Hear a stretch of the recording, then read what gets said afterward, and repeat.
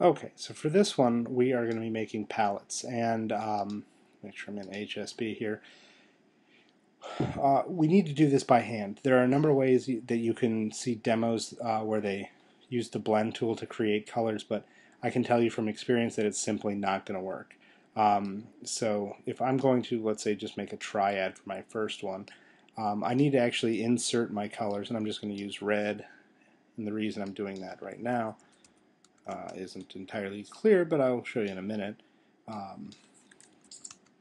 Spread out my three hues for a triad by 120 degrees. So those are going to be my starting colors there. So then what I'm going to do is I'm going to create a range of colors of these three hues, and then I'll be able to go from there. So let me pause that, and then I will go ahead and show you that in just a second.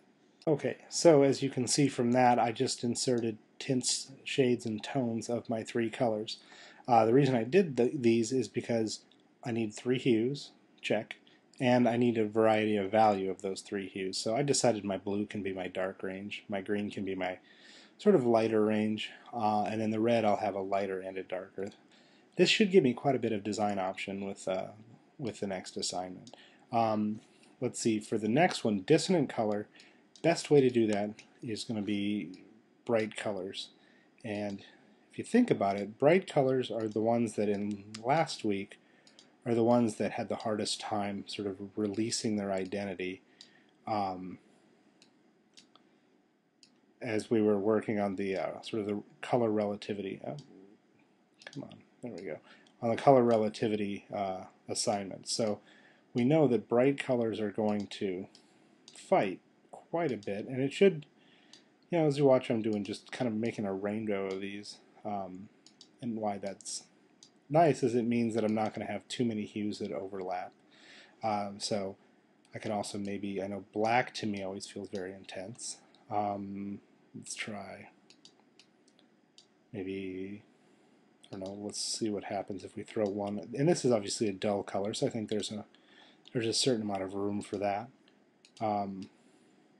But for the most part, you want these to be clashing. I don't see a lot of yellow, so let's see if I can get yellow in there.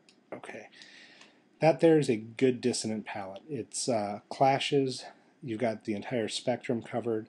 There's a range of value from light to dark, but the saturation, with a couple exceptions, is all very high, and those bright colors are going to want to sort of claw at each other pretty nicely. So for the last one, you'll just choose whatever color scheme you want. If you want to do a tetrad, a triad, analogous, I would say anything but monochromatic, and you should be good. So create your palette here similar to here, where you've got your parent hues, and then you use the S&B sliders to create tints, shades, and tones of those parent colors. I'm going to go ahead and fill that in a second. I'll then come back with a complete image in just a moment. Okay, so now I'm back. As you can see, I've inserted my four hues, and if I look at those with the eyedropper, I've got 20 and 200, so those are complementary. And then here's 80 and 260, and those are complementary. So what this actually tells me, because these are 60 apart, is that we have a tetrad here. And then you see here I went with a tint of that particular hue.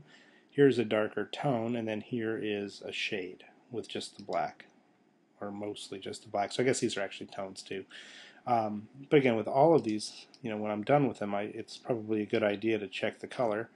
Edit, wrong menu. Edit colors, convert to grayscale. And if you look at each of those, I've got darks in all of these. In each of these palettes, I've got lights in each of these palettes, and somewhere in between in all of them. So that gives us a pretty good range of colors, and the hues are all set to the appropriate color scheme. So, all right, if you have any questions, just let me know.